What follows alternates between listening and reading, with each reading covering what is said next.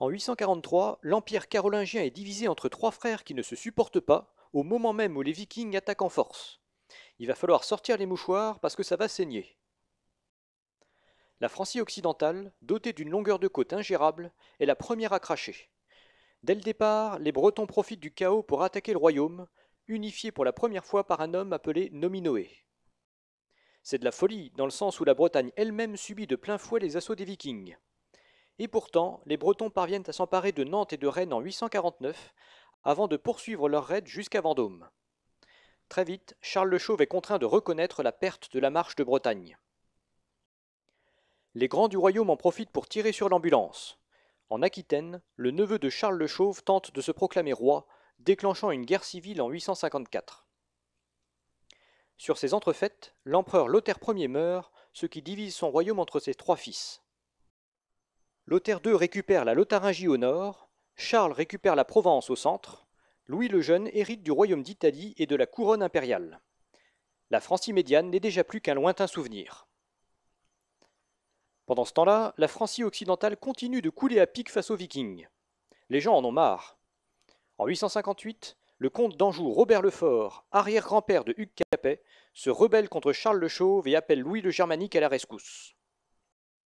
Celui-ci s'empresse d'accepter, avec dans l'idée d'imposer son autorité sur tout l'Empire. Face aux Vikings, aux Bretons, aux Aquitains, aux rebelles neustriens et aux Allemands, on se dit qu'il est cuit. Et pourtant, Charles le Chauve conserve l'appui des évêques, et c'est ce qui le sauve en cette époque où l'Église a le dernier mot. Robert le Fort se soumet en échange du titre de marquis de Neustrie, ce qui lui donne les pleins pouvoirs militaires dans la région. C'est l'époque où les Vikings entament leur politique de colonisation, notamment en Normandie. En 867, Charles le Chauve se résigne à céder le Cotentin aux Bretons en échange de leur aide contre les Vikings. Mais les Bretons s'en sortent pas mieux que les Francs. En cette époque épouvantable, c'est tout le monde qui trinque. Pendant ce temps-là, la mort de Charles de Provence et de Lothaire II provoque un imbroglio géopolitique au centre de l'Empire qu'on va même pas chercher à détailler. La France et l'Allemagne s'empressent d'envahir la Lotharingie pour éviter sa fragmentation. Mais comme la France est exsangue, c'est l'Allemagne qui finit par tout récupérer. Quant à la Provence, elle renaît entre les mains d'une dynastie locale après une courte éclipse, agrandie vers le nord jusqu'à Besançon. En 880, tous les protagonistes de la première heure sont morts et le jeu des successions se poursuit à un rythme endiablé. C'est l'un des fils de Louis le Germanique, Charles le Gros, qui récupère peu à peu tout le magot par un concours de circonstances assez incroyable.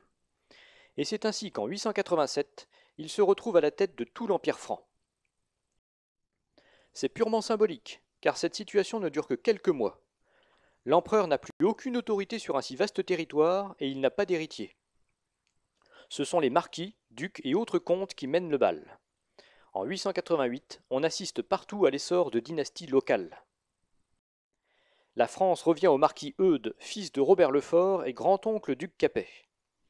L'Italie revient au duc Guy de Spolète, qui récupère aussi le titre impérial, devenu aussi creux que les bonnes résolutions du Nouvel An.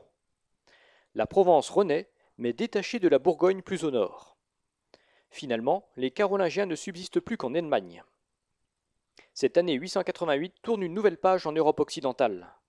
Elle marque la fin du rêve carolingien et l'entrée dans un âge féodal particulièrement ténébreux.